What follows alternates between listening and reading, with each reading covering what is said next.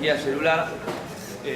Vamos a hablar de electrofisiología celular a nivel cardíaco. Ustedes van a tener un teórico acerca de electrofisiología cardíaca, pero desde el punto de vista de los registros extracelulares, en otras palabras, el electrocardiograma. Vamos a hablar de qué ocurre con los potenciales de acción en las células cardíacas. Lo que ven ahí en la diapositiva es un potencial de acción cardíaco. Como yo les decía el otro día, fíjense que una diferencia con los potenciales de acción de músculo esquelético o de nervio es su larga duración. Un potencial de acción cardíaco dura unos 250 milisegundos. Aproximadamente se producen unos 70 potenciales de acción por minuto, que es lo que indica nuestra frecuencia cardíaca. Estas son las concentraciones de sodio, de potasio y de calcio en el medio extracelular y el medio intracelular. Como para el caso de otros tejidos, el sodio es más de 10 veces concentrado fuera que adentro y el potasio al revés, más concentrado, más de 10 veces más concentrado adentro que afuera. Lo mismo para el calcio que para el sodio. El calcio también está aproximadamente, en este caso no 10, sino muchas más veces concentrado afuera con respecto a lo que es el medio intracelular. Acá tiene los potenciales de equilibrio que ya vimos, más 70 para el sodio, menos 94 para el potasio, más 132 para el calcio. Como ustedes pueden ver, el potencial de acción cardíaco puede dividirse en 5 fases. Vamos a reconocer entonces 5 fases diferentes, que son la fase 0, perdón, vamos a empezar por el potencial de reposo, que es la fase 4. Las 5 fases son 4, 0, 1, 2 y 3. La fase 4 equivale al potencial de membrana en reposo.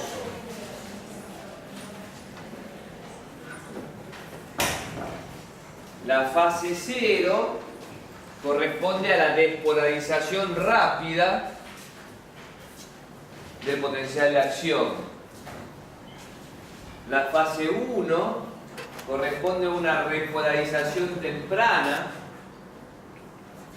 La fase 2 es la fase más característica del potencial de acción cardíaco, que es la fase de potencial de meseta o plató, que es una fase donde el potencial se mantiene más o menos constante durante 200 milisegundos.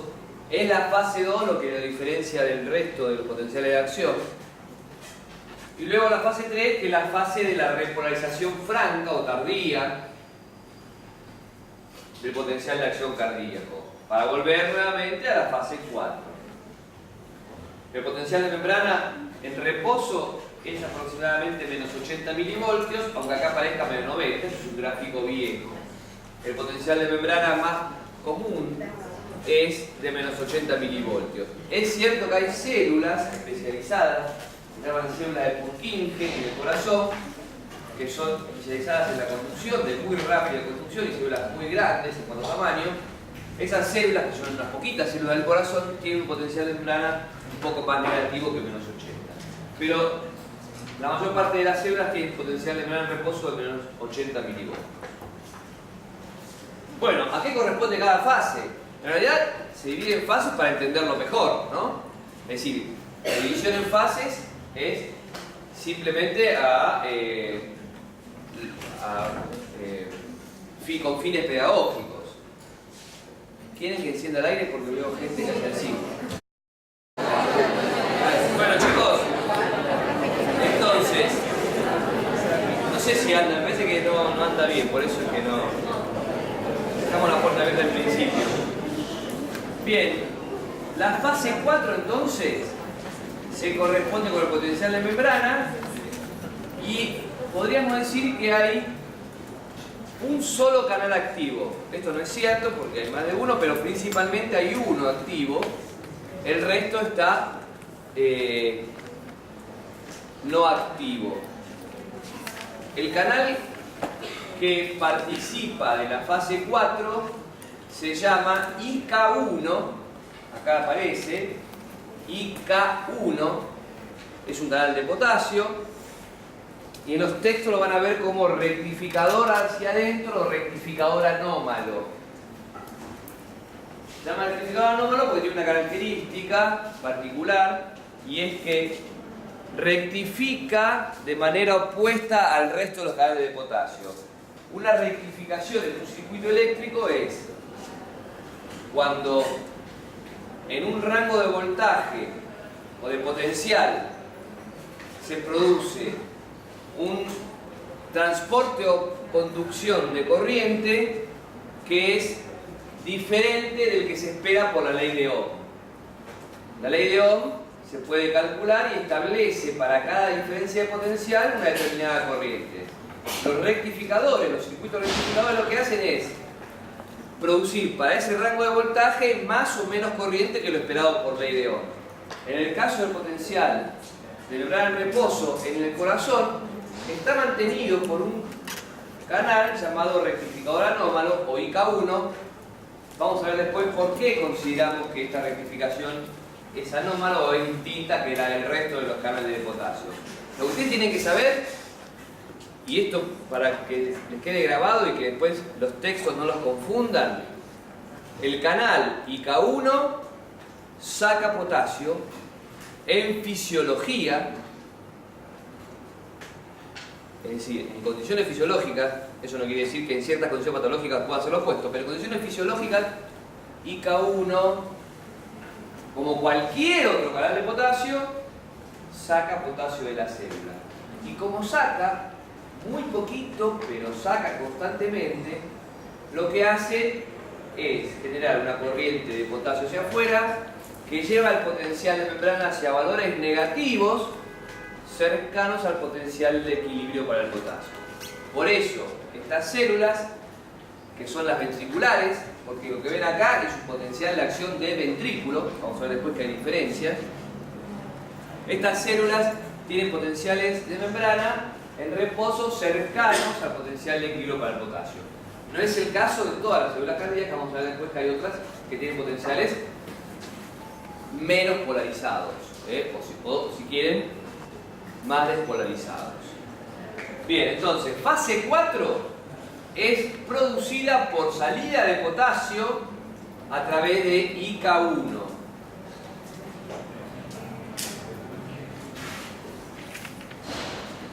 Fíjense la flecha, para que les quede bien marcado. Fíjense que IK1, la flecha es hacia afuera de la célula. Esta es una célula, ¿no? ¿La ven? Esta es otra célula y esta es otra célula. Fíjense que el potasio sale por IK1 en el reposo, en la fase 4.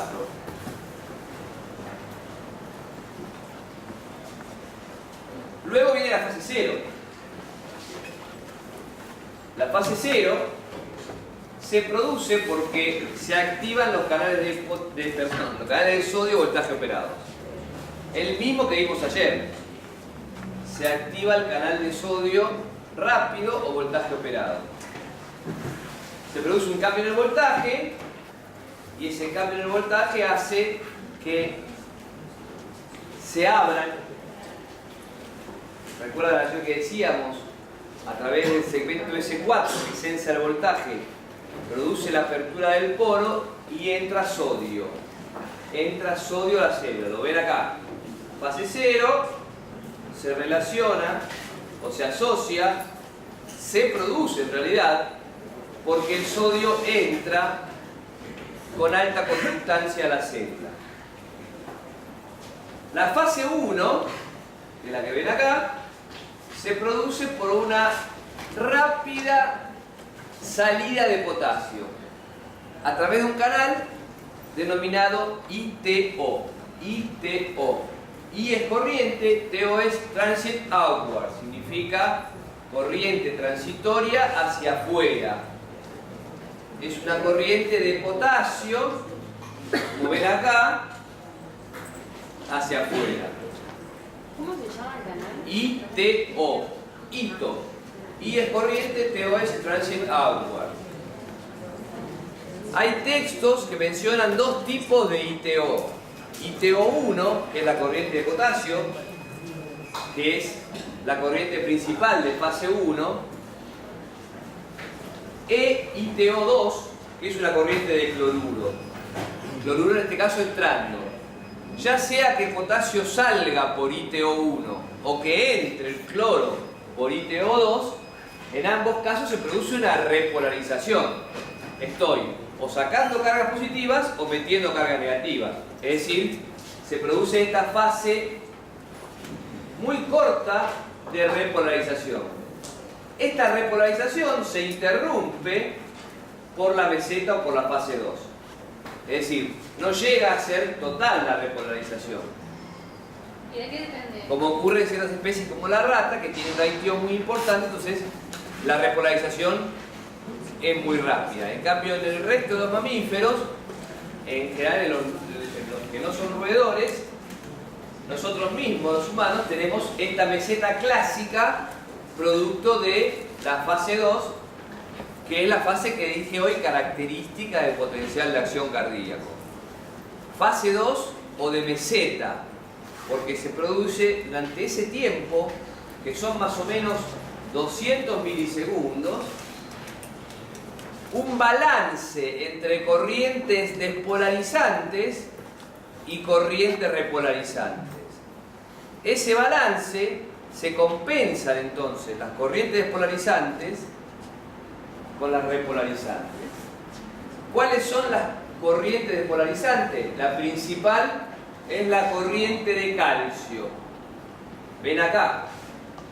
Corriente de calcio, ven que es la que predomina en la meseta. La corriente de calcio a través del canal tipo L. Este canal tipo L lo van a ver más adelante cuando estudien acoplamiento éxito contráctil de la célula cardíaca, como muy importante para hacer ingresar el calcio desde afuera y liberar el calcio del retículo sarcoplásmico. Ese mecanismo denominado liberación de calcio inducida por calcio es el que genera la contracción de la célula cardíaca. Es decir, este canal es muy importante. Si yo bloqueo este canal, entonces la célula cardíaca deja de contraerse, porque el calcio disparador de liberación de calcio del retículo no lo tengo. De manera bastante infeliz, algunos autores han denominado este canal, para cuando estudian acoplamiento citocontráctil, receptor de dihidropiridina.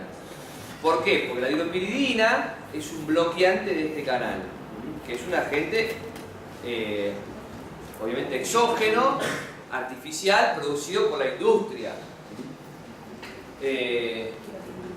Pero ustedes sepan a partir de hoy, y recuérdenlo, y grábenselo, que el canal tipo L es lo mismo que van a ver como receptor de dihidropiridina. ¿Se entiende? Pero es tan infeliz el término que encima le dicen receptor de dihidropiridina y es un canal. Pasa que en realidad es bloqueado por un antagonista que es muy utilizado en la clínica. Las dihidropiridinas son muy utilizadas, por ejemplo, como antihipertensivos, como bradicárdicos.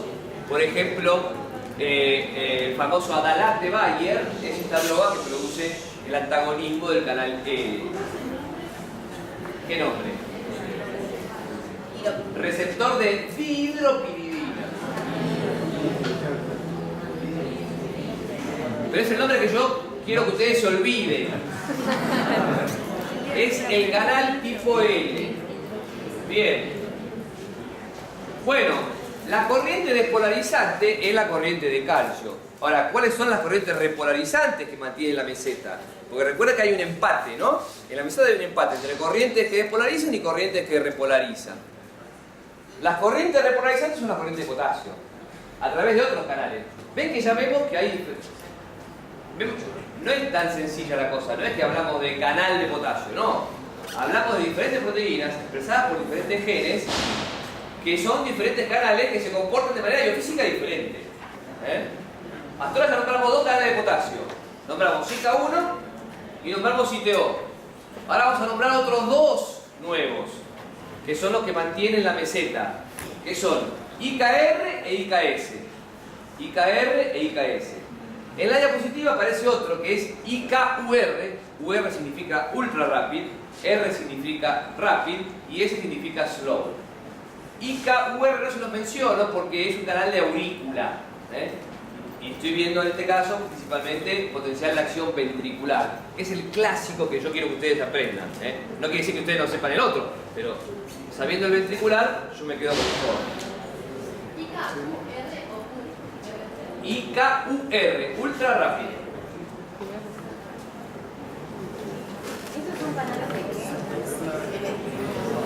Bien, entonces,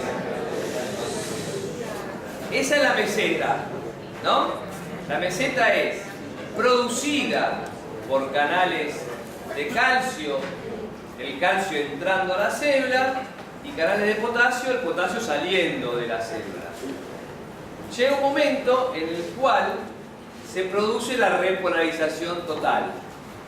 En este momento, ¿qué les parece? ¿Quién gana la pulseada? El potasio, claro. Los canales de potasio producen la repolarización o fase 3, como ven acá. ¿Ven? Acá lo tienen bien graficado. También por IKR e IKS. También por IKR e IKS. IKR e IKS son los canales de potasio encargados de la repolarización. De los que nombré, de los canales que nombré, todos son voltaje operados, todos, excepto IK1. IK1 no se considera canal voltaje operado. ¿Por qué? Porque no tiene segmento S4. Es decir, desde el punto de vista molecular, no es un canal voltaje operado. Pero bien, desde el punto de vista funcional, también su actividad depende del voltaje. ¿Está bien? Pero no se considera voltaje operado porque no tiene segmento S4. Los demás, todos lo tienen. ¿Qué es lo que liberaba IK1 porque no llegué todavía? IK1 es un canal de potasio. Bien. Fíjense qué diferente que son los potenciales de acción del corazón. Qué diferente que son con respecto a los diferentes tipos celulares. El nódulo sinoauricular tiene un potencial de acción sin meseta y sin potencial de reposo. Continuamente se está alterando el potencial. Nunca entra en reposo. Tiene una actividad espontánea, automática. Acá lo ven mejor acá, ¿ven? Ven que no está nunca en reposo, no tiene nunca esta fase 4 de reposo. Tiene fase 4, una fase 4 particular, que no es reposo, se llama fase 4 de despolarización espontánea o potencial de marcapasos. Potencial de marcapasos es la fase 4 de este potencial. Aparte, está mucho más despolarizado y es mucho más lento la fase 0. Fíjense la fase 0 acá, qué lenta que es con respecto a la esfera de Purkinje o la de ventrículo. El que vimos antes fue este. La aurícula es parecida al ventrículo, que tiene meseta más corta. El nódulo AB, o aurículo ventricular, es parecido al sinoauricular. Y el ADX es parecido al potencial de acción del ventrículo.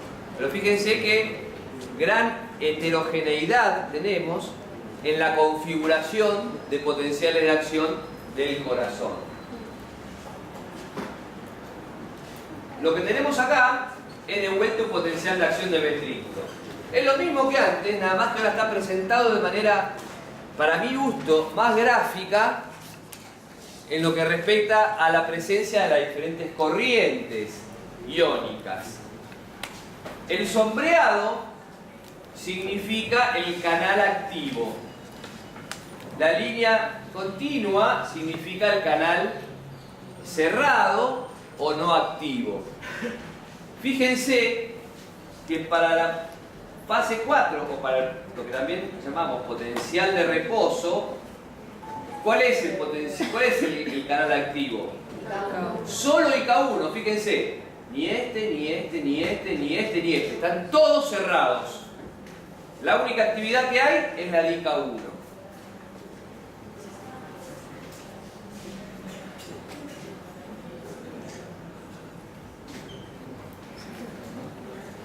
¿Está bien?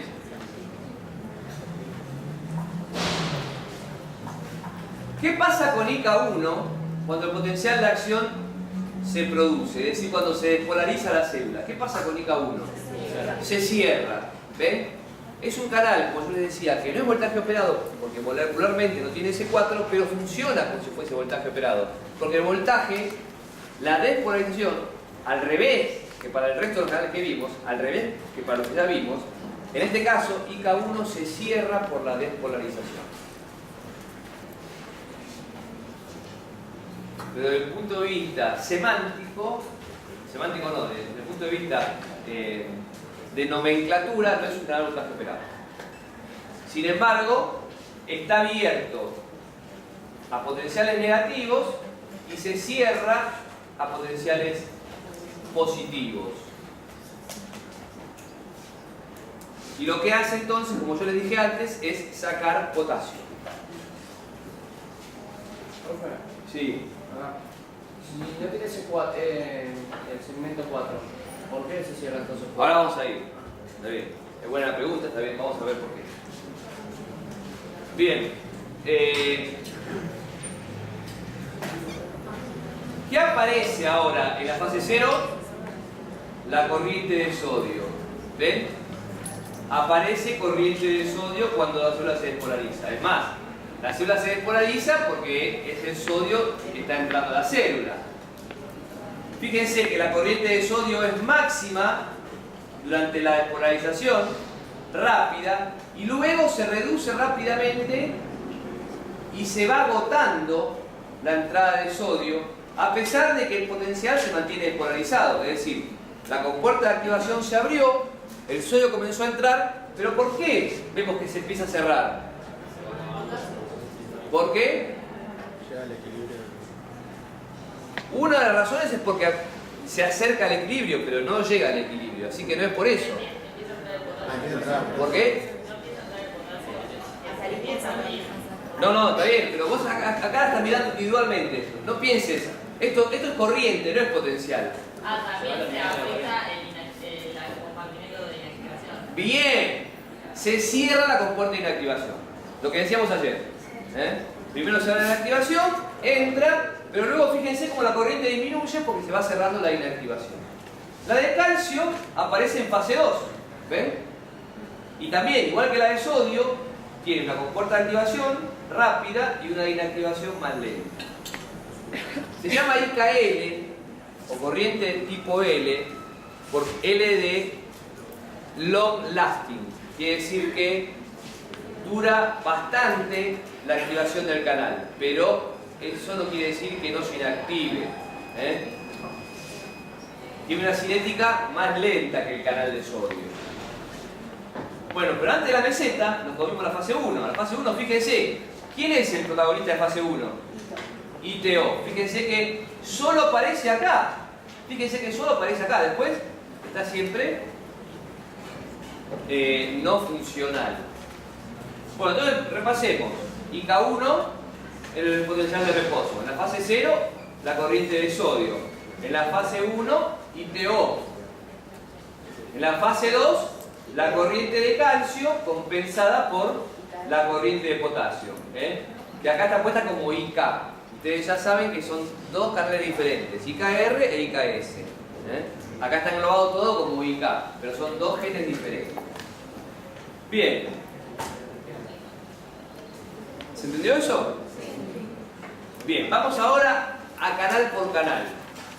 Vamos a fase 4, potencial de entrar en reposo. Les presento al rectificador anómalo o IK1. Este canal tiene una estructura molecular muy sencilla. Simplemente dos segmentos transmembrana unidos por un loop que los conecta, el polo obviamente está acá, entre ambos segmentos transmembrana. Este es un monómero. El canal está formado por 4 de estos. 4 de estos forman el canal. Es un tetrámero. Lo que ven acá es uno de esos monómeros. Fíjense que tanto en la cola carboxilo terminal como en el segmento transmembrana este que ven acá, el segundo, hay 2 sitios que se llaman R1 y R2.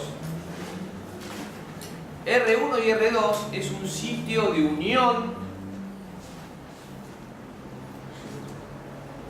para ciertos cationes intracelulares.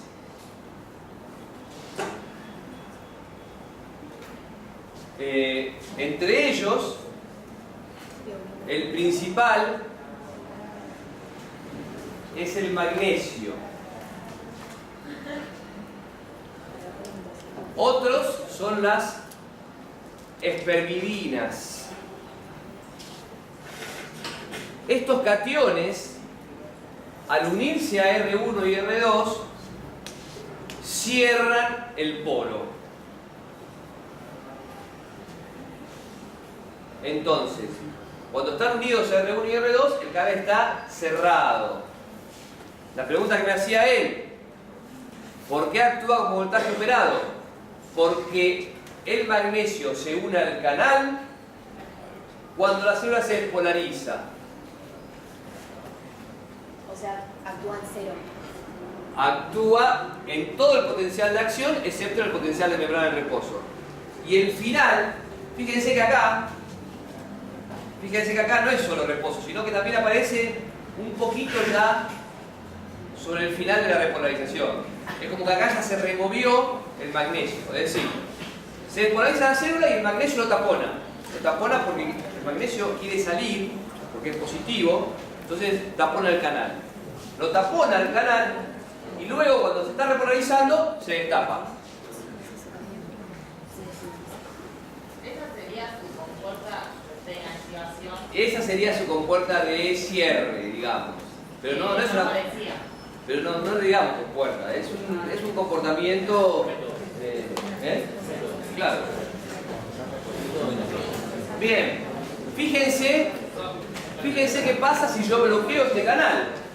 Si yo bloqueo IK1, la célula se despolariza, lógico, porque deja de salir potasio, el potasio queda adentro y la célula se despolariza, se produce una arritmia, por ejemplo como acá. Fíjense que el bloqueo de IK1 es un fenómeno proarrítmico.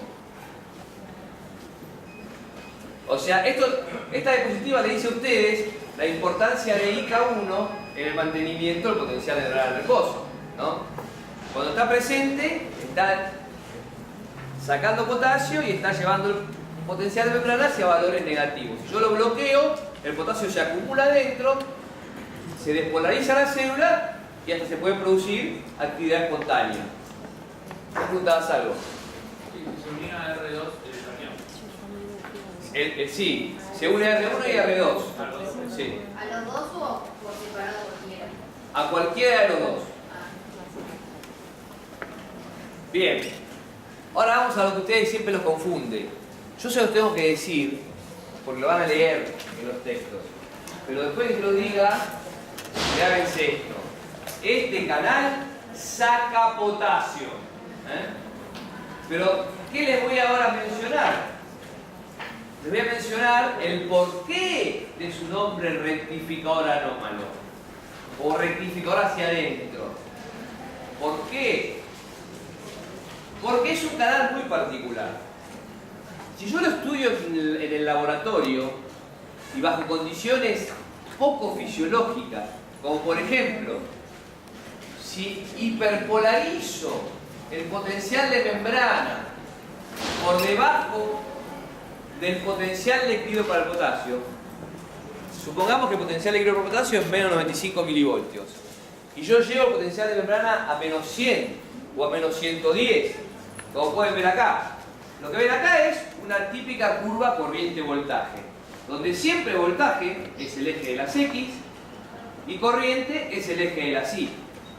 Estas curvas son las más utilizadas por los electrofisiólogos, se llaman curvas corriente-voltaje o IV plot, es decir, plot IV, corriente-voltaje.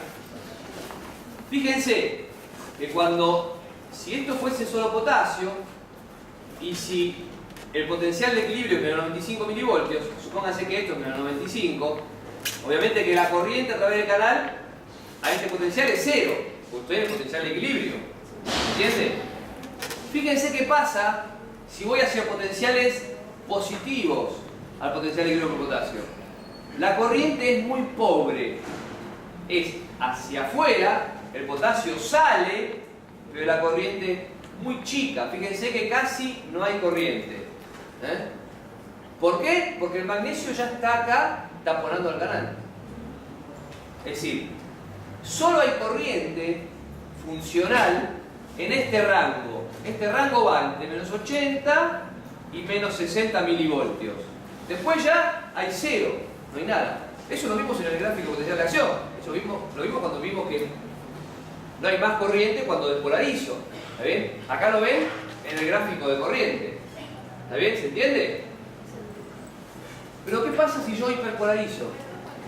Este canal loco lo que hace es, si yo llevo el potencial de membrana a valores muy negativos, insisto, valores que tienen que estar por debajo del potencial de equilibrio para el potasio, que en fisiología casi no ocurre, el canal tiene una enorme conductancia, es como que se despierta.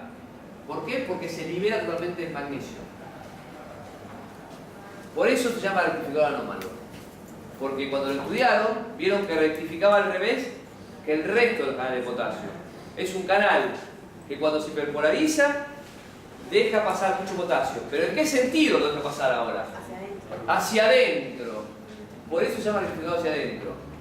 Es muy infeliz el término a los fines pedagógicos, porque el canal se nombra como rectificador hacia adentro, los alumnos piensan que el canal mete potasio. No, lo mete si tiene chance de meterlo.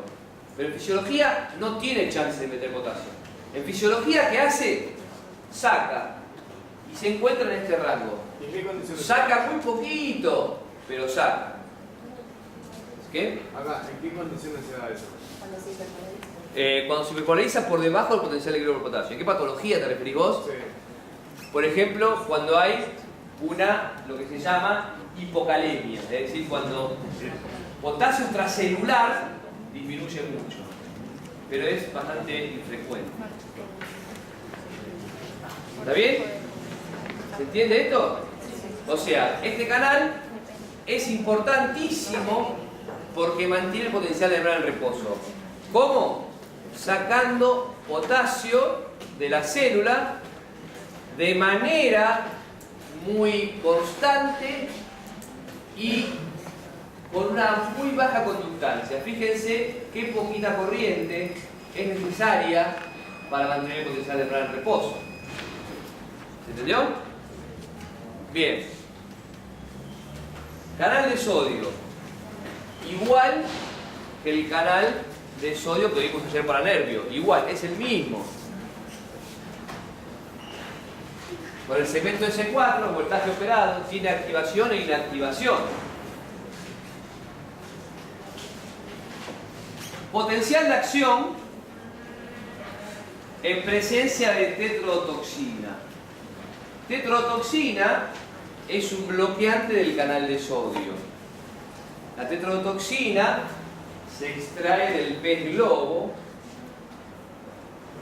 y lo que hace es bloquear a este canal, ya sea al de nervio, al de músculo esquelético y al de corazón.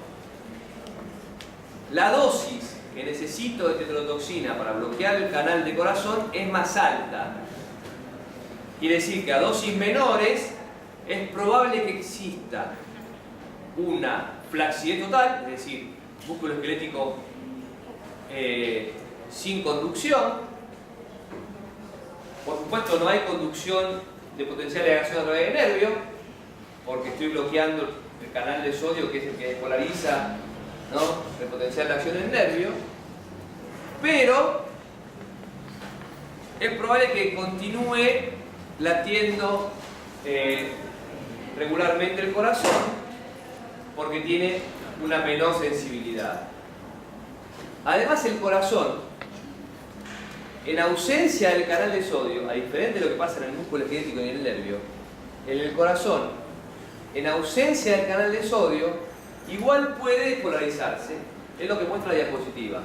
Fíjense que dosis creciente de tetrodotoxina hace que el potencial de acción no desaparezca, pero se haga muy lento. ¿Ven?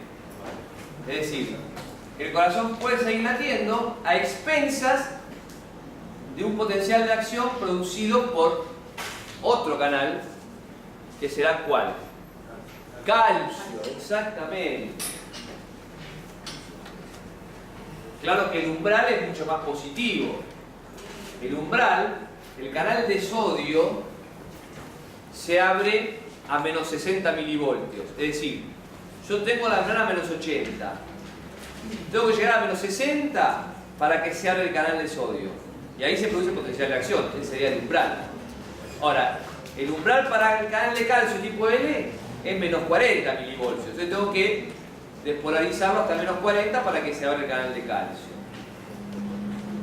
Esto no tiene nada que ver con la capacitancia, o sea, es porque tiene menos facilidad, digamos, al acceso a la No. Tiene que ver con lo que se llama dependencia al voltaje de las compuertas de activación. Sí. Las compuertas de activación de todos los canales no se abren al mismo voltaje. Tienen diferentes tipos de sensor. La corriente de sodio se abre a voltajes más negativos. La de calcio tipo L a voltajes más positivos. ¿Está bien? Yo di ese ejemplo para que lo vean claramente. El de sodio se abre a menos 60, el de calcio a menos 40. Yo creo que, fíjense que acá, esta es una curva corriente voltaje para el canal de sodio. Fíjense que empieza a haber actividad a más o menos 60 milivoltios, ¿ven? Antes no hay actividad. Acá se abrió la compuerta de activación. Y después hay una actividad muy rápida que luego se reduce por la inactivación. El hecho es que la tetrodotoxina no elimina el latido cardíaco, porque se reemplaza la fase 0, que era de sodio, por un flujo de calcio. Si ustedes vieron la película La serpiente y el arcoíris, donde muestra el modo en que el dictador Duvalier en Haití eliminaba a sus opositores políticos, habrán visto que les inyectaba esta toxina para eliminarlos. Los sepultureros, cuando llevaban el cadáver, veían que algunos corazones estaban todavía latiendo. Tenían, por supuesto, muerte cerebral, ese individuo, y ahí nace la famosa leyenda del zombie en Haití. Ahí parece el mito de los zombies, porque enterraban, ellos pensaban que gente viva, cosa que no era. Después salió el mito de que de noche se levantaban de la tumba, cosa que obviamente no ocurría. ¿Está bien? Esta toxina es la de el famoso plato ese famoso de Japón llamado fugu. El fugu es un plato que se cocina en Japón, que solo pueden cocinarlo ciertos cocineros porque tienen que eliminar la glándula de una manera especial, que tiene la toxina, porque si no pueden producir la muerte de la persona que lo come. Si ustedes vieron Los Simpsons, hay un capítulo donde Homero aparentemente come fugu. Él se cree, pero después no es así, que come este pez, ¿no?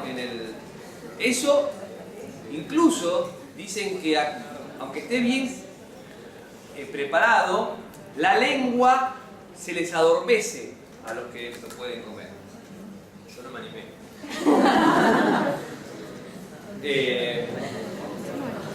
En Argentina existe una toxina que produce accidentes similares. La toxina hace lo mismo que la tetrodotoxina. Esa toxina la produce un flagelado marino muy común del mar argentino. Los que viven en el sur, aquellos que viven en Chubut y Río Negro, deben conocer la prohibición de pesca de bivalvos durante la marea roja. La marea roja es cuando hay floración de estos flagelados y las cholgas, los mejillones, las vieiras, todos esos bivalvos lo que hacen es comerse el flagelado y nosotros pescamos esos moluscos y si lo ingerimos podemos morirnos. Por eso es que durante la floración se suspende la pesca de bivalvos. Esa toxina se llama saxitoxina y ustedes en el práctico la van a usar en el software. Obviamente que no se puede usar, son toxinas prohibidas incluso para aún para los científicos también. Ya no nos venden más un tipo de toxinas porque son muy venenosas. Bien, fíjense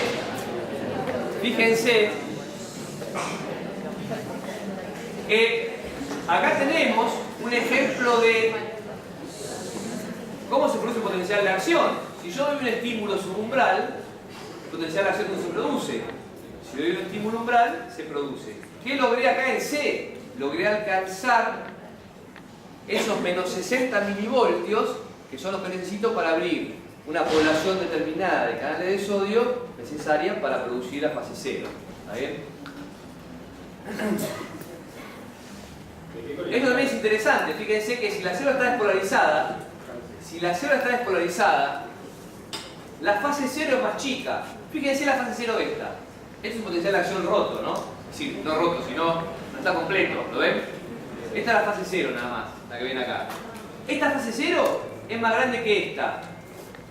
Esta partió de menos 90, esta partió de menos 60, menos 70. ¿Qué les parece? ¿Por qué hay más fase cero acá que acá? Pregunta difícil, a ver, ¿quién me la responde?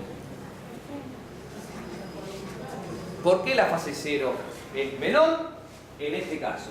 Con respecto a este caso, tiene que ver con este potencial, ¿no? A ver. Porque es mayor el potencial del medio, te lleva más rápido. No.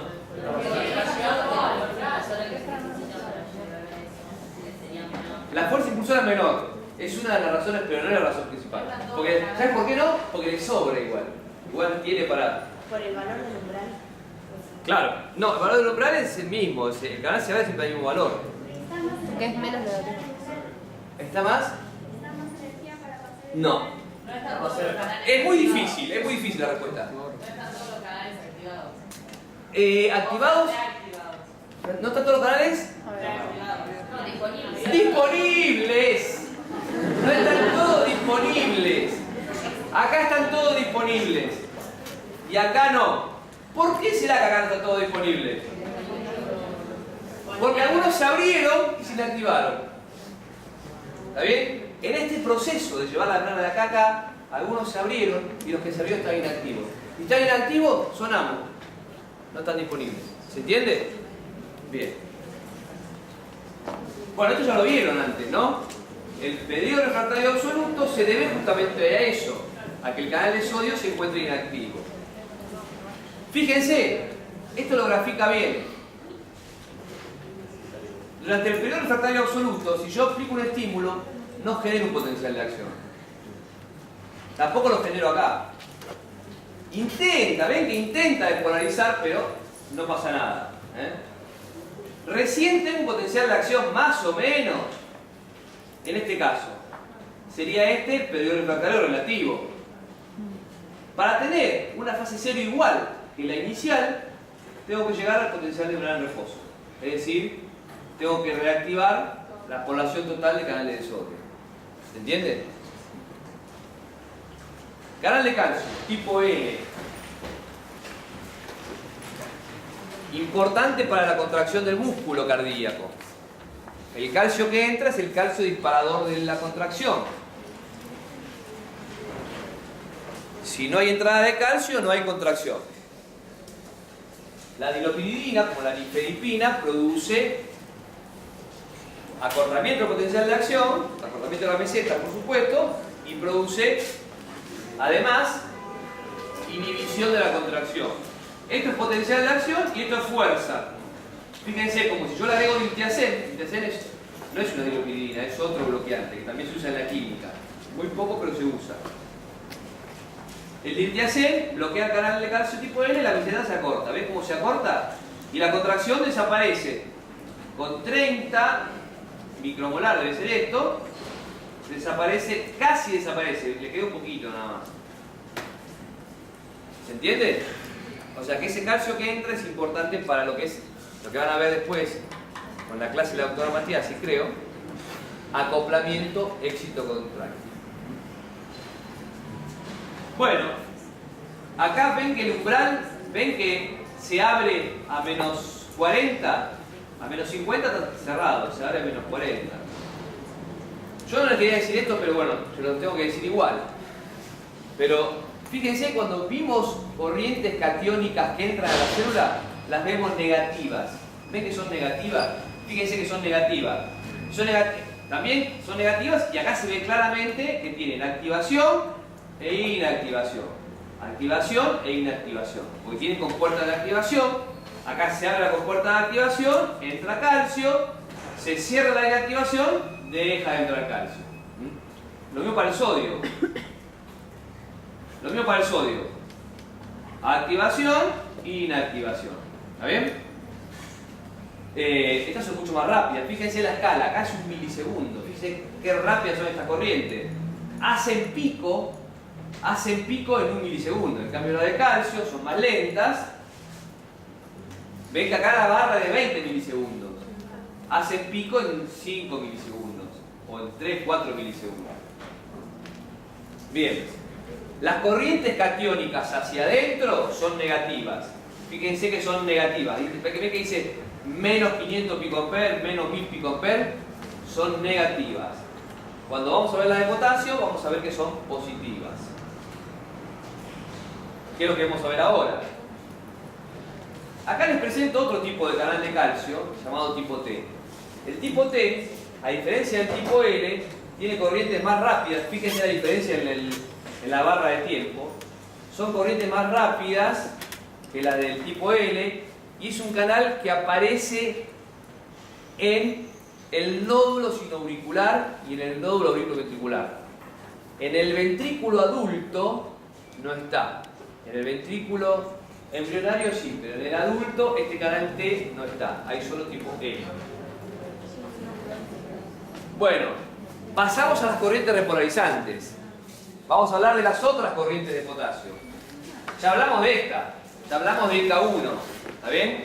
Que era esa corriente rara y que mantiene potencial de en reposo. Vamos a hablar ahora de ITO, que es esta de acá, y de IKR y IKS. Todas son voltaje dependientes. Es decir, IKR, IKS e ITO son voltaje dependientes. O sea que todas tienen el segmento S4, como ya dijimos la otra vez. Fíjense ITO. ITO es una corriente de potasio y es positiva. ¿Ven que acá la ven positiva ahora? Porque las corrientes catiónicas hacia afuera se ven como positivas.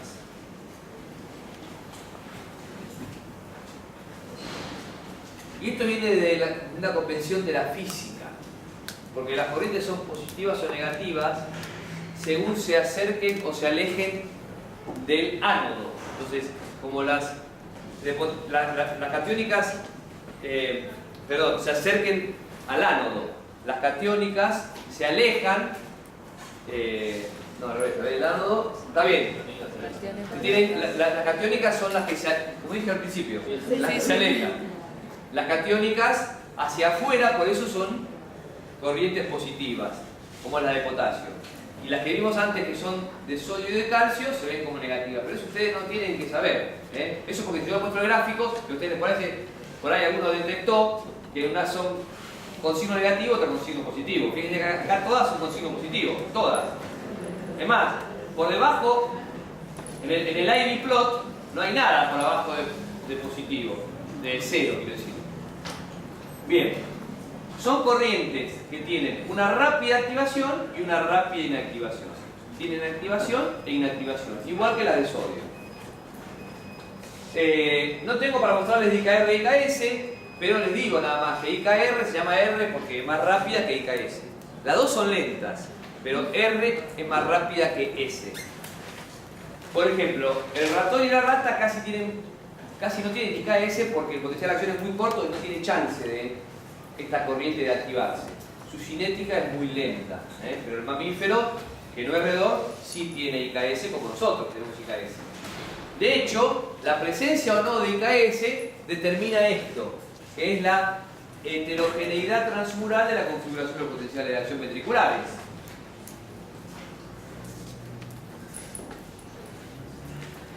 Ya vimos diferencias, fíjense qué complejo que es esto. Vimos diferencias entre diferentes zonas, ¿no? Diferencias entre el potencial de acción del nódulo sinoauricular, que lo diferencia del nodo AB, que lo diferencia de la aurícula, del haz de His, del ventrículo. Ahora, en el ventrículo, en el propio ventrículo, en la pared ventricular también hay diferencias. El potencial de acción del epicardio es así. El del endocardio es así. Y el de la célula M es así. ¿Qué diferencia encuentran entre epicardio y endocardio? Muy clara. La presencia de esta muesca. ¿Ven? Acá no hay muesca, acá hay muesca. Esa muesca es producida por ITO. El epicardio tiene un ITO muy pronunciado. Un ITO que intenta repolarizar el potencial de membrana hasta valores más negativos. El epicardio tiene mucho ITO, la célula M tiene menos y el endocardio tiene muy poco. Ojalá lo puedan ver acá. Estos son registros reales de mi laboratorio, donde vemos una célula endocárdica, una célula M y una célula epicárdica. La célula epicárdica tiene la muesca, ¿ven? La endocárdica casi no tiene. En rojo, acá tiene ITO. Aunque no sé si lo pueden ver todo, pero sé hay que apagar la luz allá, pero no sé cómo se apaga. Fíjense que yo se los dibujo. Esto es ITO acá, llega hasta acá. En la M llega hasta acá y hasta acá llega la endocardio. Es decir, la expresión de este canal es mucho menor en endocardio que en epicardio. Esa es la razón de la muesca. Esa es la razón de las diferentes muescas. La presencia de ITO. Ahora, la célula M, fíjense que es mucho más larga. M significa mesocardio, es la del medio. Entonces, ¿epicardio qué es? ¿Qué será? Son los miocitos que están enfrentando al pericardio, ¿no? ¿Endocardio cuál será? Miocitos que enfrentan la cavidad, ¿no? Cardíaca. Y el mesocardio es lo que está en el medio. La mayor parte de la masa es mesocardio. Como ustedes pueden ver, la célula M es más larga la duración del potencial de acción. Es bastante más larga. Acá también se ve, ¿ven? Esta es la realidad, porque son potenciales de acción reales. Y fíjense, esto es de gato. Fíjense que el potencial de acción dura más en la célula M que en el resto. ¿Por qué dura más? Porque tiene menos IKS. IKS llega hasta acá para el epicardio, llega hasta acá para el endocardio y es mucho menor en la célula M. El canal se expresa menos. Como le falta una corriente repolarizante, el potencial de acción es más largo. ¿Se entiende? La meseta es más larga, más pronunciada. Esto hace que haya una heterogeneidad transmural en los potenciales de acción. Vamos a ver, esto va a ser importante, muy importante cuando veamos electrocardiograma. Cuando veamos la onda T del electrocardiograma. Vamos a tener que volver a esto y recordar esto que dije recién. Es decir, recordar esa heterogeneidad transmural en la repolarización. Bien. Muy cerca de la entrada de las venas cavas a la aurícula derecha se encuentra esta zona muy pequeña llamada nódulo sinoauricular. Nódulo sinoauricular. Este es nuestro marcapasos. Aquí se origina el potencial de acción cardíaco.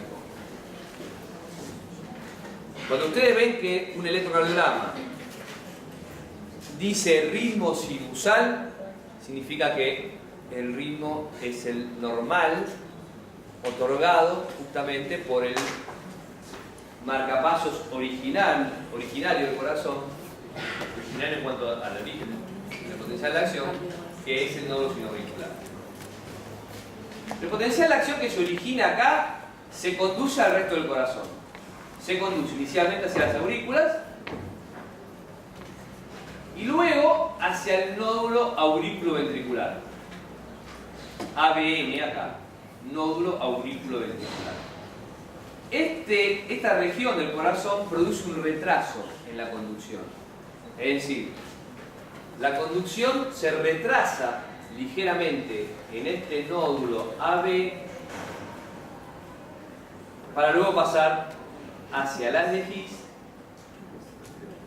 y por último hacia los ventrículos. Inicialmente se despolariza el septo y luego el resto de los ventrículos. La secuencia de despolarización es entonces nódulo sinoauricular, aurículas, nódulo AB, haz de His. Primero se despolariza el ápex, esto es ápex y esto es base. Esto es base y esto es ápex. Primero el ápex y luego desde el ápex hacia la base se sigue despolarizando. El retraso es muy útil para que las aurículas se contraigan antes que los ventrículos. La contracción auricular es la que permite la finalización del llenado de sangre de los ventrículos. Por eso es que está bueno introducir un retraso acá para que darle tiempo a que primero se contraigan las aurículas y posteriormente los ventrículos.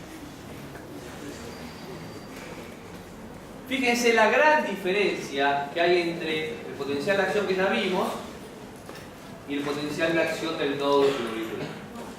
Vamos a ver ahora las bases iónicas y moleculares que explican el automatismo. El corazón es automático. Yo lo saco del sapo, ¿ustedes lo van a hacer? Lo van a sacar del sapo, lo van a desnervar, lo van a poner en una caja de Petri y el corazón va a seguir latiendo. ¿Por qué? No hay ningún nervio que lo esté haciendo latir. La acción es automática porque el corazón tiene un sitio generador de corriente que es el nódulo sinoauricular. Es uno de ellos, es el que predomina, el que domina la escena.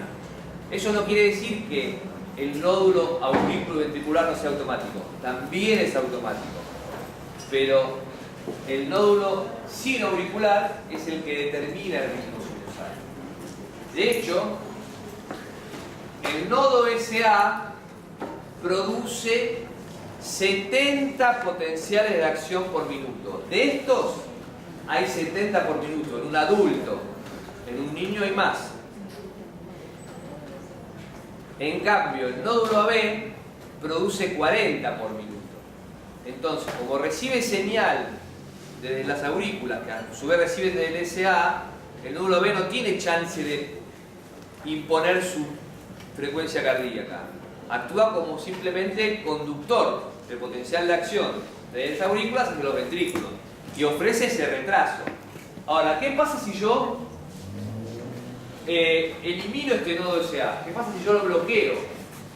Entonces, si yo bloqueo el SA, el AB toma el control y nuestra frecuencia pasa a ser de 40 por minuto. Pero solo se van a controlar los ventrículos, las aurículas no, porque el nodo SA, el nodo AB está por debajo de las aurículas. ¿Se entiende? Por ejemplo, lo que se conoce como fibrilación auricular, donde las aurículas se contraen de tal manera rápida y aleatoria que no pueden producir un potencial de acción para conducirse a través del AB, nuestra frecuencia cardíaca de los ventrículos pasa a ser la del nódulo B. Es decir, como que queda no funcional el nódulo SA. Bueno, fíjense que no tiene meseta. ¿Ven que no tiene fase 2? Y tampoco fase 1. Tiene una fase 0 muy lenta, una fase 3 muy parecida y una fase 4 que es lo especial. Lo especial que tiene es la fase 4 que no es de reposo. Nunca hay reposo, ¿ven? Nunca hay reposo. Si se alcanza un potencial diastólico máximo, se llama, que es más o menos de menos 55 milivoltios. Acá dice menos 60, esto es viejo, en realidad el valor es menos 55. El potencial diastólico máximo es de menos 55 milivoltios. ¿Está bien? ¿Por qué nunca está en reposo? Evidentemente, el potencial de marcapaso en fase 4 es un generador de corriente. Debe haber algún canal que esté produciendo esta despolarización. Y es más, debe ser un canal que está solo en este tejido. O si no, cualquier célula cardíaca que tuviese este canal debería hacer lo mismo, o tendría que hacer lo mismo. Este canal se expresa en las células especializadas y es el que produce esta fase 4. Fíjense que el umbral se alcanza lentamente, fíjense que no es tan rápido. El umbral, en este caso, es menos 40 milivoltios. ¿Es el umbral de qué canal, dije yo? De calcio. Esta fase 0 es por calcio, no es por sodio. La fase 0 está producida por el canal tipo L. El canal de sodio está inactivo. Se expresa poco y los pocos que están expresados son inactivos porque la compuerta de inactivación está cerrada.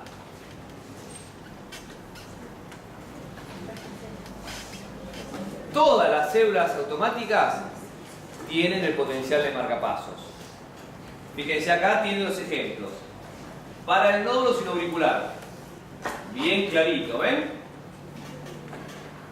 Para el nódulo B, también está clarito. Y la célula de Purkinje también tienen, aunque se ve menos, son menos automáticas, pero también son automáticas. Las células de Purkinje también tienen este potencial de marcapasos. El que marca el ritmo es el nódulo sinoauricular porque es el primero que se despolariza y es el que tiene la mayor frecuencia.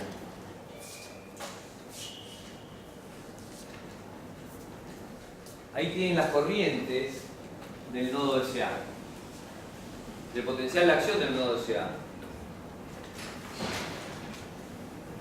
Como yo dije, la corriente de calcio tipo L y tipo T, ¿recuerdan que yo le nombré la T? Bueno, la T, acá la T es bastante funcional, fíjense que aparece por acá, y la de calcio aparece por acá. Es decir, la corriente de tipo T participa del tercio final de la despolarización espontánea y la tipo L participa de la fase 0. Ven que acá no hay corriente de sodio rápida. Por eso acá la tetrodotoxina no tiene ningún efecto. Por eso el corazón de los zombies podía seguir latiendo. Bien. Ahora, me interesa saber qué es esta corriente. Es decir, mejor dicho, ¿qué es esta actividad automática? ¿Por qué se produce? Se produce por esta corriente que ven acá. Esta corriente se llama IF. Acá aparece otra, que es la corriente de sodio tipo B o background, que aparece en algunos textos y que ya no se considera, incluso en el texto que yo escribí para el libro nuestro, para el Cingolani, donde eso yo lo escribí hace 18 años, porque es el año 2000, y ahí aparecía, yo lo incluí como una de las corrientes. De hecho, este es un gráfico que puse en ese libro. Y ahora ya no se tiene en cuenta. O sea que esta corriente que ven acá no le presten atención. Pero esta sí. Esta sí se llama IF. I es corriente. IF viene del inglés funny. Funny en inglés, además de gracioso, significa raro. Y acá el término se le debe al concepto de raro. esta corriente IF es una corriente de sodio muy particular.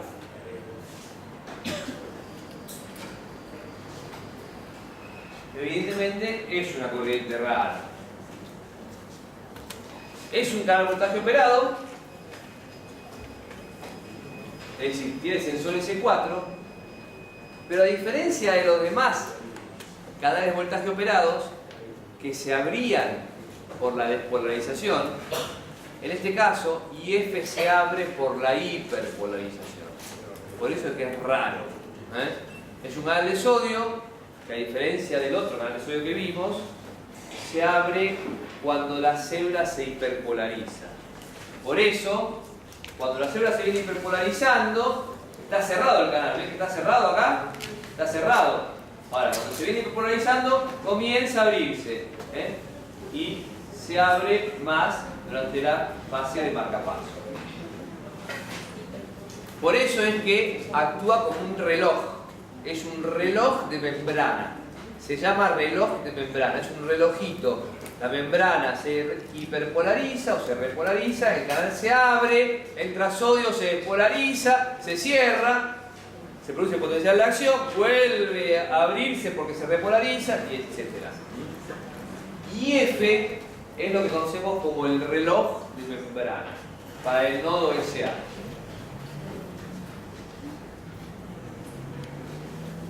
IF fue descrito, hoy conocemos el clon. El clon, es decir, la proteína es HCN, es la proteína que lo expresa, es el gen que lo expresa, quiero decir. Y yo lo llamo el marcapaso de Di Francesco, porque Di Francesco es el investigador que lo descubrió. Es un italiano que trabajaba en Inglaterra, en la Universidad de Cambridge, y fue el que encontró la funcionalidad para este canal. Es un canal que se activa por hiperpolarización, como ya les dije, que es permeable al sodio de potasio. Es decir, si algo también lo hace raro, es que no es selectivo para sodio. También deja pasar potasio, pero predomina el ingreso de sodio, porque la fuerza impulsora para sodio es mayor que para el potasio. Es decir, funciona en fisiología como un canal de sodio, pero si le doy la chance también funcionaría como uno de potasio. En fisiología es un canal de sodio, pero es permeable también al potasio. Y aparte, tiene otra característica. Para su funcionamiento requiere la unión de AMP cíclico. Esto es importante porque el AMP cíclico, cuando aumenta, activa el canal.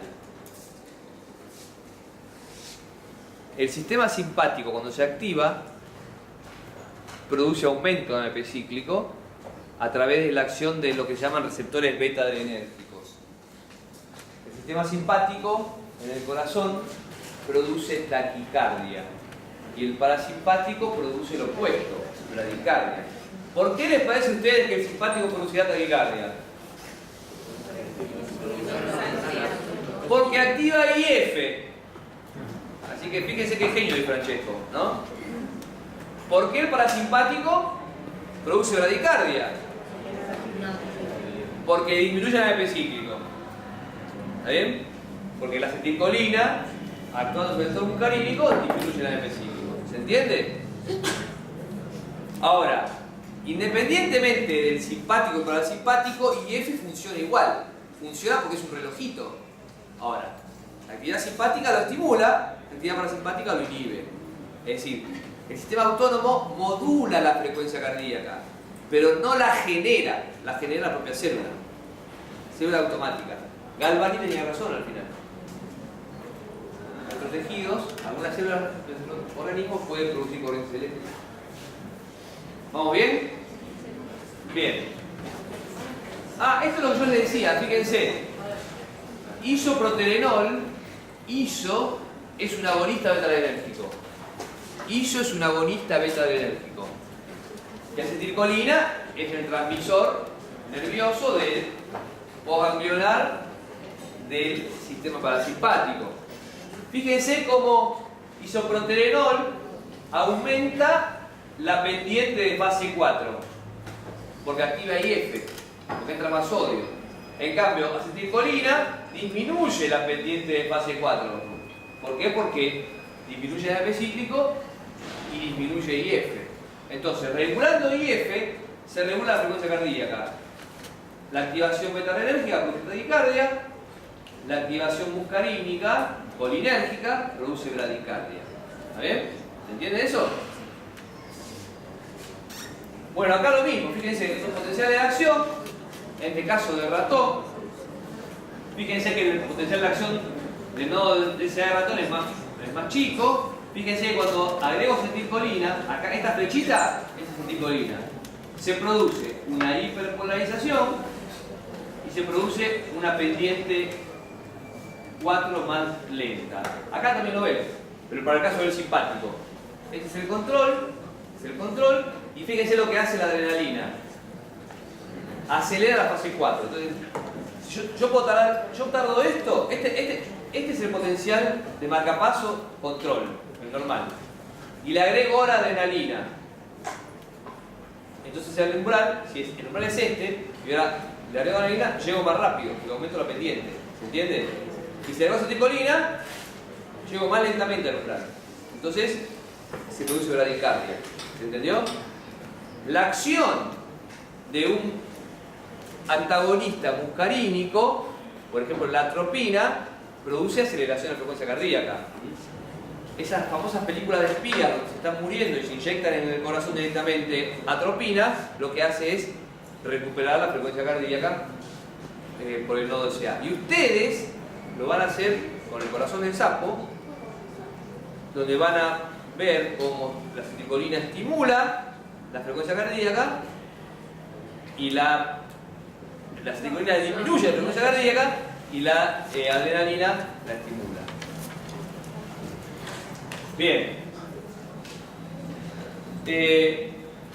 Para convencerlos de la importancia de IF en la frecuencia cardíaca, les presento a un nuevo antiarrítmico que se usa en la clínica actualmente, no tiene muchos años, tiene 4 o 5 años, y es la ivabradina.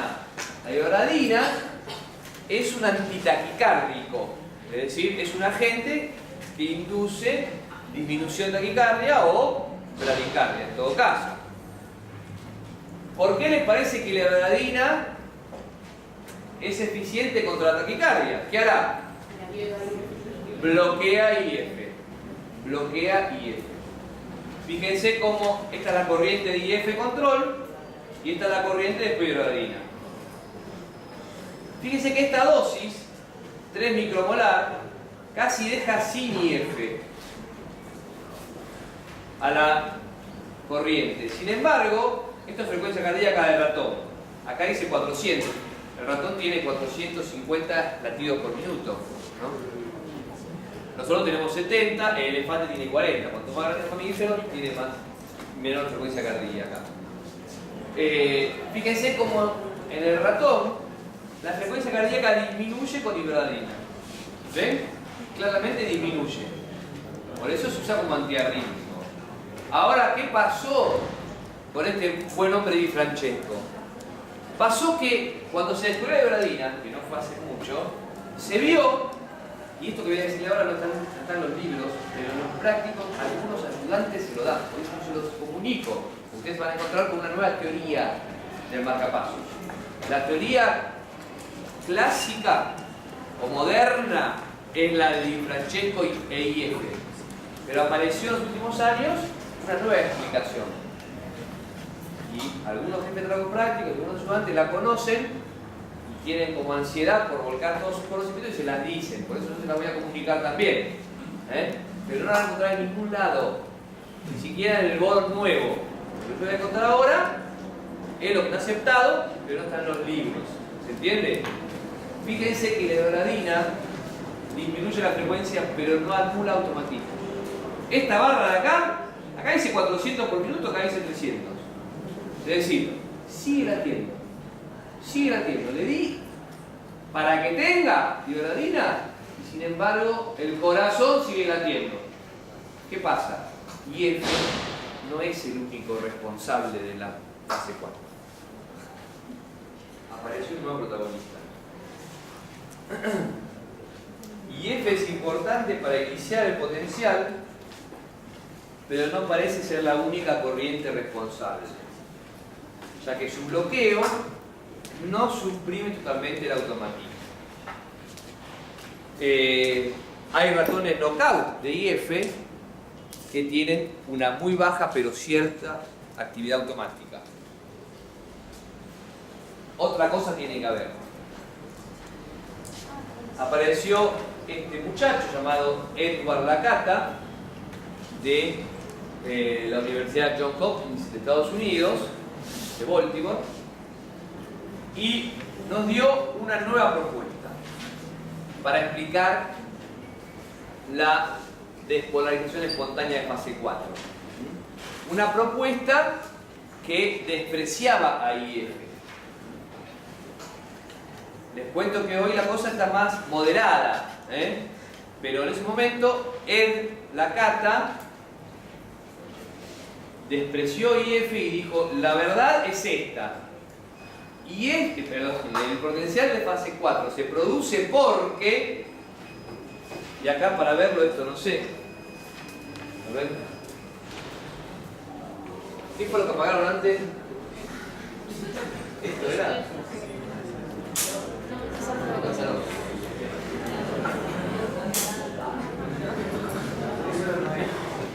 Esto no es. Creo que apagué el aire incluso. Sí. ¿Cuál será?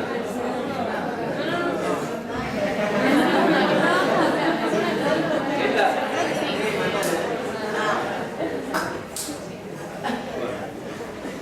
Y habría que sacar la cortina.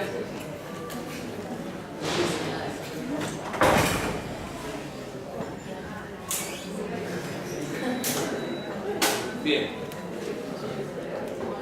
Fíjense que lo que ven acá es un potencial de acción del nodo SA. En realidad hay dos potenciales de acción, 1 y 2. ¿Lo ven?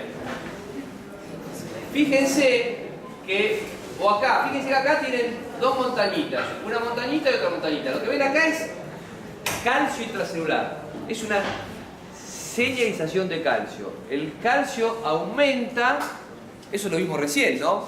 Durante la meseta el calcio aumenta en el medio intracelular porque viene por el canal L. ¿Está bien? Ese aumento de calcio produce la contracción, como yo les dije. Ese aumento de calcio puede ser detectado por esta imagen, donde ven que durante el potencial de acción se enciende la imagen de calcio. Es decir, aumenta el calcio, ya lo sabíamos, nada nuevo. Lakata lo que descubrió es que en estas células, solo en estas células, es decir, solo en las células especializadas, lo descubrió para SA y para AB. Descubrió que antes del pico de calcio que se produce, como ya sabíamos, durante el potencial de acción, hay un piquito más chiquito previo. ¿Lo ven acá? Que es anterior. ¿Ven dos montañitas, una chiquita y otra grande? Bueno, esta chiquita de antes del potencial de acción no puede ser por entrada de calcio por el canal L, porque todavía no se abrió el canal L. Fíjense que la montañita está antes del potencial de acción. Fíjense que el potencial de acción empieza acá y ahí se enciende antes. ¿Se ve? Es decir, ¿qué detectó Lakata? Que hay una liberación de calcio del retículo sarcoplásmico. Es calcio intracelular que antes del potencial de acción, de manera tipo reloj también, escupe hacia el citosol. Escupe un poquito de calcio antes del potencial de acción y de manera cíclica. Ese calcio que el retículo larga, ese poquito calcio que larga hacia el citosol, genera la aparición de una corriente. Esa corriente es una corriente a través de un transportador. Acá lo ven mejor, ¿ven cómo se enciende la célula bien cuando se produce potencial de acción? Pero antes, ¿ven que ya hay calcio? ¿Ven? ¿Lo ven ahí? ¿Ven que un poquito, es como que el retículo sarcoplásmico escupe un poquito de calcio antes de que se produzca potencial de acción? Ese calcio que es liberado al citosol, hay un transportador de membrana que se llama intercambiador sodio-calcio. Ese calcio lo saca hacia afuera. Como lo ve, lo saca. Cuando saca calcio, mete sodio. Es un intercambiador, es un transportador. Intercambiador sodio-calcio. A ver si tengo un ejemplo. Bueno, acá están los dos relojes. ¿Ven? El reloj de membrana y el reloj de calcio, o reloj de la cata, como también se le conoce. Ese calcio, no, acá no aparece el NSX. NSX es el intercambiador sodio-calcio. Imagínense un transportador que cada vez que ve calcio adentro lo saca, pero para sacarlo mete sodio. Es más, aprovecha el gradiente. Es un transportador que tiene activo secundario, que lo que hace es aprovechar el gradiente de sodio para sacar calcio. ¿Se entiende? ¿Qué pasa? Este transportador saca un calcio y mete 3 sodios. El calcio tiene signo más 2, ¿no? Y el sodio más 1. 3 sodios hacia adentro, un calcio hacia afuera. ¿Hay flujo neto de qué? De carga positiva. Esa carga positiva es la que produce la despolarización. Cuando en la cata suprimió el retículo, se acabó el automatismo.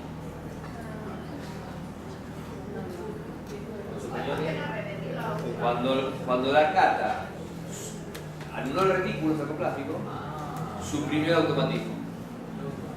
¿Está bien? Y ahí se armó el gran despiole. Una de las primeras discusiones, por suerte yo tuve la suerte de asistir en Boston a una charla, un debate, en un congreso donde se propuso un debate entre Di Francesco y la cata, hace 10 años.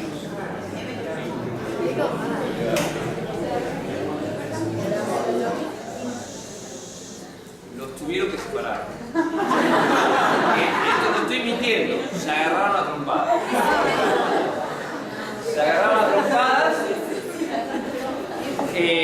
Yo por mi apellido, yo hinchaba por el italiano. Pero hoy ya sé que la cata no es ningún skill. Pero ¿por qué iberradina? Pero si F no fuese importante, ¿por qué iberradina se usa como en la clínica tanto? Porque hoy sabemos, hoy se pusieron de amigos los dos, ¿no? Y hoy sabemos que los dos participan. Pero parece ser que el reloj de calcio es el que enciende el fósforo. Si no hay reloj de calcio, no hay automatismo. Pero IF es el que modula después esa pendiente. Sin IF, la pendiente es muy aplanada. La frecuencia cardíaca es bajísima. IF lo que hace es modular esa pendiente. Pero el que enciende el fosforito es el reloj de calcio. Es el reloj de la cata. ¿Entendió? Entonces, yo se los doy, no está en los libros, pero en los prácticos, algunos ayudantes audaces se lo comentan. Por eso es que se los digo. Bien.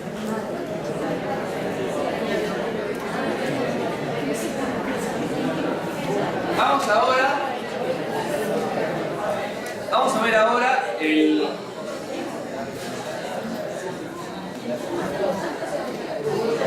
Chicos, esto que falta de la clase, esta figura tendrían que volver a verla. Cuando el doctor Escudero, que es un cardiólogo, les dé la clase de ECG, va a volver a esta figura, imagino yo, que es la asociación entre el ECG, con el electrocardiograma, y los potenciales de acción cardíaca. Ustedes como médicos, cuando sean médicos, lo que van a ver no son potenciales de acción.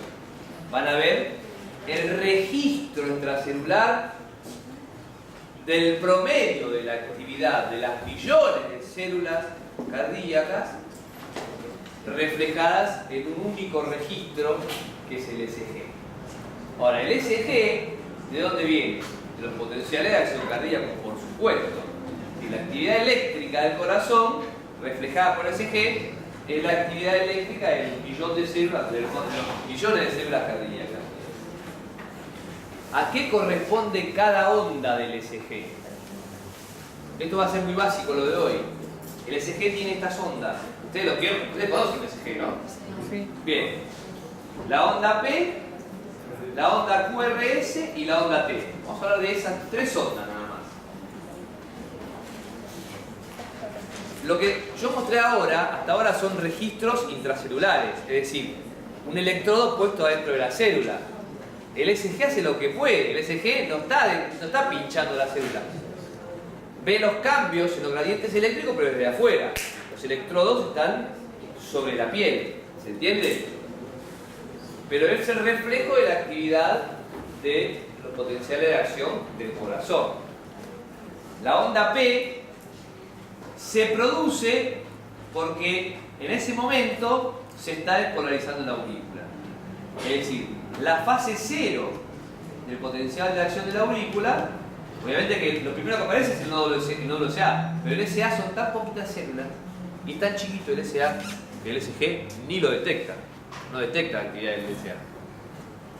El SG lo primero que detecta es una onda pequeña llamada onda P, que es la actividad auricular. Las aurículas tienen un volumen interesante, obviamente es mucho más chico que los ventrículos, pero tienen un volumen de células que pueden transmitir hacia el registro celular su gradiente eléctrico. Entonces, la onda P coincide con la despolarización auricular. La repolarización auricular no se ve porque está justamente tapada por el QRS. El QRS, que lo que sigue, coincide con la despolarización ventricular. El QRS coincide con la despolarización ventricular. El ventrículo se despolariza, como dije antes, desde endocardio hacia epicardio. Entonces, esto será, supónganse que endocardio y esto último será epicardio.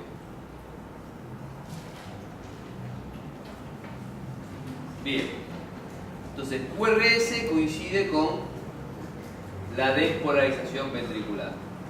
La onda T coincide con la repolarización ventricular. Por lo tanto, entre la onda Q, entre el punto Q y el final de la T, este intervalo QT, este intervalo representa la duración del potencial de acción cardíaca. Si un paciente llega, le hace el ECG, y ustedes encuentran un intervalo QT alargado, significa que su potencial de acción de sus células ventriculares está alargado. Si lo encuentran más corto, porque está corto. Hay patologías que se llaman síndrome del QT alargado, donde van a encontrar potenciales de acción alargados, producto de canalopatías.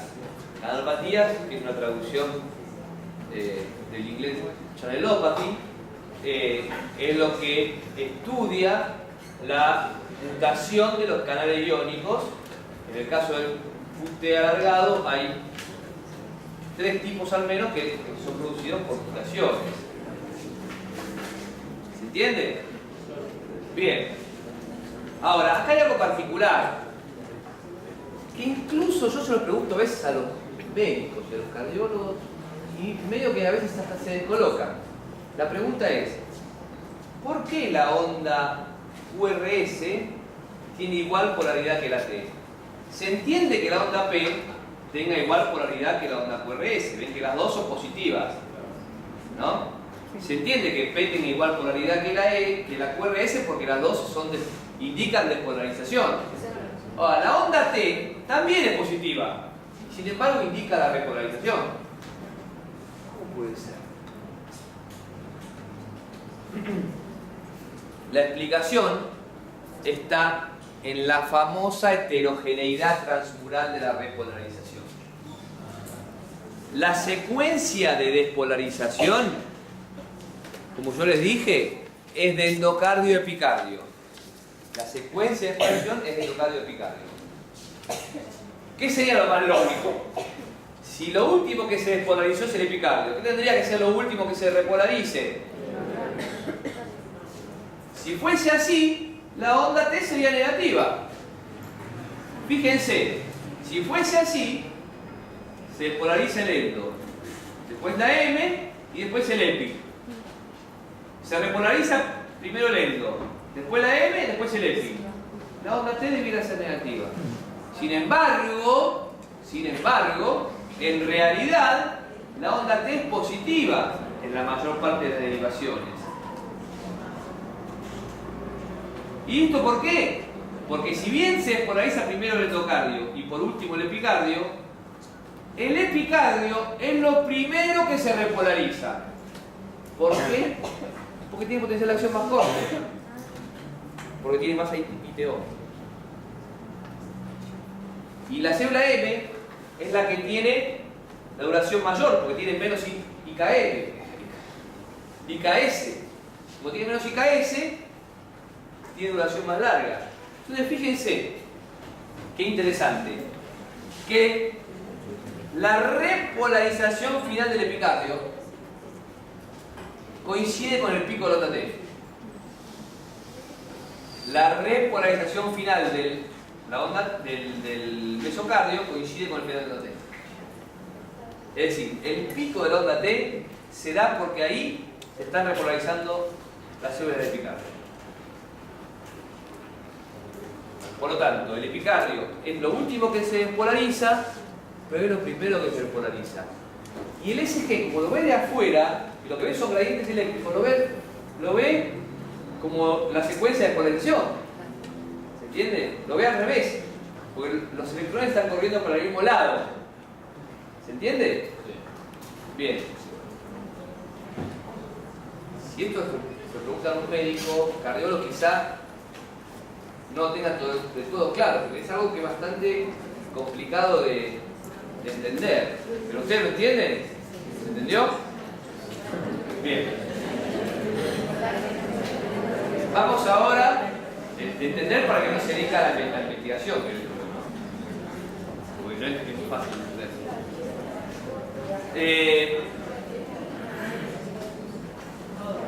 Fíjense este gráfico que lindo. Fíjense si IKS, todo esto que ven acá son reproducciones informáticas, es decir, modelos matemáticos. Es lo que se llama investigación in situ, es decir, una ecuación que yo le pongo lo que yo quiero y altero las corrientes como yo quiero. Fíjense que si yo artificialmente con la computadora hago que IKS sea toda igual, la onda T es negativa. Si IKS fuese igual en todas las células, entonces el epicardio sería lo último que se repolariza.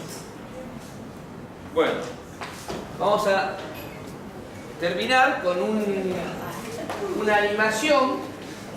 Lo que vamos a ver ahora es solo los ventrículos, es decir, un corazón sin aurículas. Vamos a ver un modelo hecho por software de los ventrículos. Van a ver ventrículo derecho, ventrículo izquierdo y el septo o septo.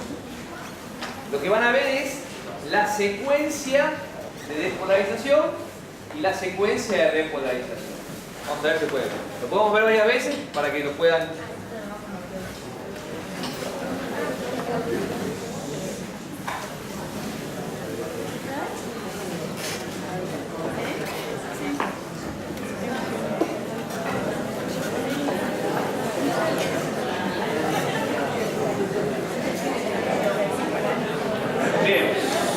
Fíjense,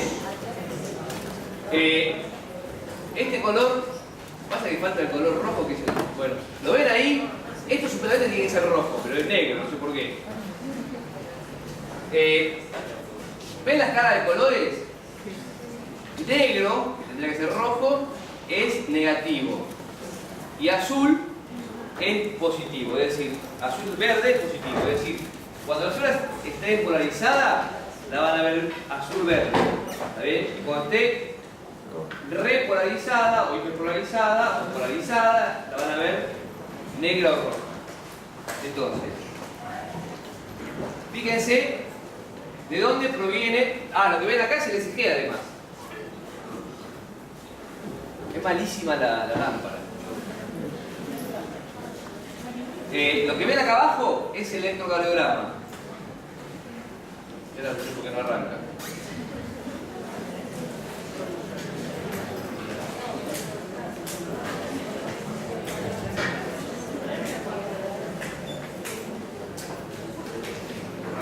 para atrás.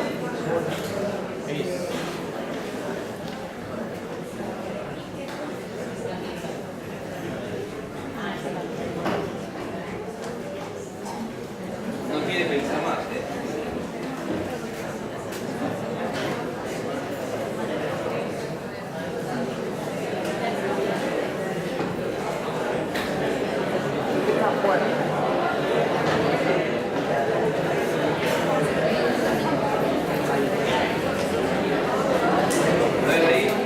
Esto para que ustedes vean la secuencia de despolarización. Es decir, lo que tendrán que ver, acá está, ¿ven? QRS, esto es QRS, ¿ven? Está despolarizado. Ahora viene onda T y se va a repolarizar, ¿ven? De vuelta, QRS se va a despolarizar, ¿lo ven? Ahora van a ver la onda T y se va a repolarizar. Ahora vamos a ver de dónde viene esa despolarización. A ver si podemos verlo de vuelta. Ahora tienen que ver, ¿qué es lo que tienen que ver? Yo dije que se despolarizaba de endocardio a epicardio. Entonces, ¿qué es lo que tienen que ver primero verde? El septum. El septum es más, de endocardio a epicardio y primero el ápex. Recuerdan que era así, ¿no? Era por haz de His, por septum, luego ápex, base. Y de endocardio a epicardio. Esa es la secuencia que tienen que ver para la despolarización. Después cuando llegue la onda T, tienen que ver al revés. Tienen que ver que lo primero que se pone negro es el epicardio. Es decir, tienen que ver desde afuera hacia adentro. ¿Se entiende? A ver si lo podemos ver de vuelta.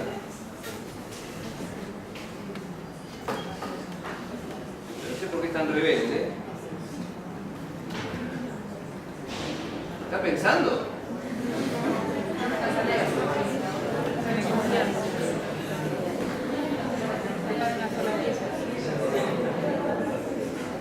Entre la computadora y la lámpara, ahí está.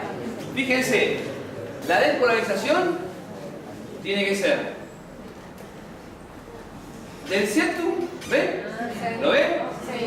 Ahora vamos a ver la repolarización. Tiene que ser de afuera hacia adentro. Fíjense de vuelta, el septum adentro. ¿Lo ven?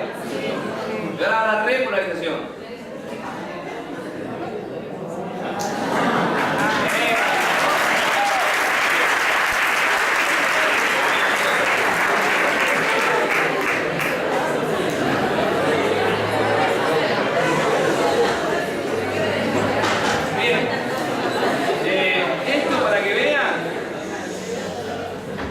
Terminar, una canalopatía bastante frecuente, que es el síndrome del QT prolongado, donde ven la relación entre los canales iónicos y cómo puede afectar eso la actividad eléctrica del corazón. Hay tres tipos principales, llamados tipo 1, 2 y 3. En el tipo 1 y en el tipo 2 hay pérdida de ganancia de corrientes de potasio. En el tipo 1 lo que está mutado es IKS. El tipo 1, que es el más frecuente, es una mutación en el canal IKS, que ven acá, donde ese canal es menos funcional, deja pasar menos potasio. Por lo tanto, el potencial de acción se alarga. En el tipo 2 hay menos IKR. También hay menos IKR, el potencial de acción se alarga. Y en el tipo 3 hay más corriente de sodio. ¿Saben por qué? Porque se afecta la inactivación. Hay menos inactivación. Entonces, en cambio de inactivarse rápido, se inactiva más lentamente. Entonces, durante el potencial de acción entra más sodio que el habitual. En los tres casos, ya sea por pérdida de corriente repolarizante, o en el 3, que es por ganancia de corrientes despolarizantes, se produce un potencial de acción muy largo que se detecta en el ECG como un intervalo QT más largo. Estos pacientes son pacientes que cuanto antes se descubra su patología mejor, porque suelen morir por muerte súbita. Y la edad a la cual se presenta la muerte es muy variable. Puede ser desde muy jóvenes hasta gente ya grande que ha cursado con la enfermedad toda su vida, pero que en un momento le produce la muerte súbita. O el ejercicio, por ejemplo. El tipo 1 es el menos dañino, digamos, el menos perjudicial, pero es el más frecuente que aparezca luego de luego de realizar ejercicio. Generalmente se mueren no durante el ejercicio, sino cuando están bañando en el vestuario. Ese es típico del tipo 1. Tiene que ver con los niveles de potasio extracelular. Acá están modelados los 3 tipos de síndrome de QT. Ven que el QT1 se homogeneiza la repolarización y en los tipos 3 y 2 se aumenta la heterogeneidad. Cuanto más crece la onda T es porque aumenta la heterogeneidad de la repolarización. Y cuando se achica la onda T es porque aumenta la homogeneidad o se reduce la heterogeneidad. Y es lógico, ¿por qué? Porque si falta IKS le falta a la célula M ya por sí. Ahora, si le falta a la célula M, que ya le faltaba, y también le falta ahora a las otras, empareja la falta de IKS en todas. Entonces se homogeneiza la repolarización, ¿se entiende? Por último, un caso muy común en la clínica, que es la famosa isquemia miocárdica, que lleva al infarto del miocardio, a la muerte de las células cardíacas y por lo tanto se afecta la capacidad de bomba del corazón. El corazón ya no se contrae normalmente una vez que está infartado, sino que se contrae con dificultad. Incluso el infarto puede llevar a la muerte, como ustedes saben. Fíjense que durante la isquemia miocárdica aguda, lo que ocurre es que aumenta mucho la onda T. Esto es clásico. Cualquier cardiólogo puede decir a ustedes, ¿cuál es la marca registrada del infarto? Y los tipos le van a decir de una, la elevación del ST. Es decir, esta elevación, ¿ven? ¿Ven cómo se eleva este segmento ST? ¿Ven que este es el normal y se eleva? Entonces, enseguida les dicen la elevación del ST. ¿Por qué? Ni idea. No sé. Pero esa es la marca registrada, es la elevación del ST. ¿Por qué se eleva el ST? Se eleva el ST porque el epicardio se acorta mucho en comparación con el endocardio. ¿Y por qué se acorta mucho el epicardio y se acorta menos? En realidad se acortan todos. Fíjense, se acorta el endocardio, se acorta la M y se acorta el epicardio. Pero el epicardio se acorta mucho más, entonces aumenta la heterogeneidad. Fíjense cómo crece la onda T. Tanto crece que eleva el segmento ST. Y eso es la marca registrada. El paciente llega, le hacen el electro y ve esto, tiene infarto. Enseguida le piden las enzimas, la troponina, el LDH, y ahí dicen, bueno, sí, efectivamente está infartado. Y ahí tienen que ver si reperfunden, si hacen angioplastía, si hacen bypass, lo que sea. Pero ese tipo está infartado. ¿Por qué? Porque se produce entonces esta dispersión transmural. Esta dispersión transmural se produce porque el epicardio tiene gran cantidad de canal llamado canal de potasio sensible a ATP. El canal de potasio sensible a ATP es un canal de potasio que se abre cuando el ATP se reduce. Cuando el ATP disminuye, es decir, es un sensor metabólico este canal, muy exquisito. Si el ATP disminuye, el canal se abre. Entonces, ¿qué pasa en isquemia? ¿Qué les parece? Bueno, ¿y eso a qué lleva? A que baje el oxígeno. Y si hay poco oxígeno, ¿hay poco qué? ATP. ¿Se dan cuenta? Entonces, cuando baja el ATP, porque bajó el oxígeno es el aceptor final de los electrones que vienen bajando por la cadena de transporte de electrones de la membrana interna de la mitocondria. Si no hay oxígeno, no hay producción de gradiente de protones para que pasen a través de la ATPasa, y no hay ATP. Entonces, si no hay ATP, el canal se abre. Y como se abre, justamente la isquemia, la anoxia o la hipoxia produjo disminución de ATP, se abrió el canal. Como el epicardio tiene mucho canal, que fíjense que en fisiología es un canal que está cerrado. Y se parece un canal tonto, porque no funciona nunca. ¿Cuándo funciona? Cuando baja el ATP. Ahora, fíjense que en la patología el canal se despierta. La ATP baja, se acorta, se eleva el ST. Este canal, ustedes lo van a ver. Yo se los presento acá, en la isquemia cardíaca. Pero ustedes lo van a ver en detalle cuando vean sistema endocrino. Porque este canal es el responsable de la liberación de insulina por la célula beta. La célula beta del páncreas libera insulina cuando se despolariza. Cuando se despolariza la célula, la insulina se libera de sus gránulos y se despolariza cuando el canal se cierra. Es un canal, en este caso, que está al revés. Este canal de potasio está siempre abierto en la célula beta. Cuando la ATP aumenta, el canal se cierra. Cuando se cierra, deja de salir potasio. Se despolariza la célula, entra calcio y el calcio produce la exocitosis de la insulina. ¿Por qué se cerrará el canal en la célula beta? En este caso, ¿por qué? Porque la aumenta la ATP. ¿Y por qué aumentará la ATP? Porque en la célula beta entra glucosa. Cuando hay mucha glucosa en la sangre, la glucosa entra a la célula beta, produce ATP, inhibe el canal de potasio sensible ATP, se despolariza la membrana y se libera insulina. ¿Qué es lo que necesitamos? Insulina cuando aumenta la glucosa en la sangre. ¿Se entiende? Los diabéticos de tipo 2, que son los diabéticos